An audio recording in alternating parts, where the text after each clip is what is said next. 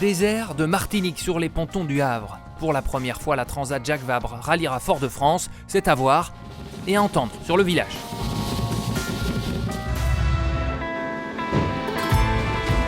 Elles sont 14 femmes sur 158 skippers au départ, soit 9%. C'est trop peu.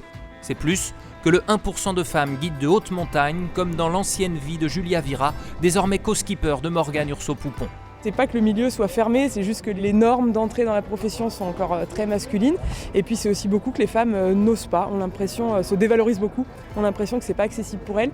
Et pour ça, c'est important que des femmes comme Morgane, comme moi, on y aille et on montre que ça change rien en fait d'être une femme ou un homme, c'est exactement la même chose.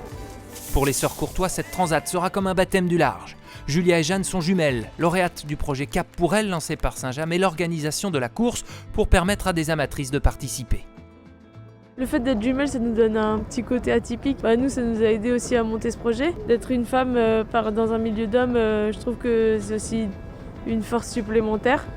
Troisième duo 100% féminin, Amélie Grassi, Marie Rioux, elle rêve d'une parité qui deviendrait la norme. Faut arrêter de nous poser la question.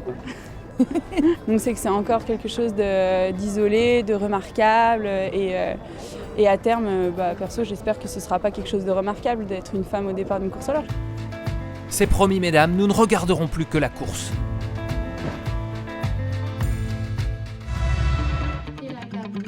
Pendant ce temps, étudiants et start-upers se sont vus remettre les prix Innovation Océan et Environnement pour leur action en faveur des énergies renouvelables.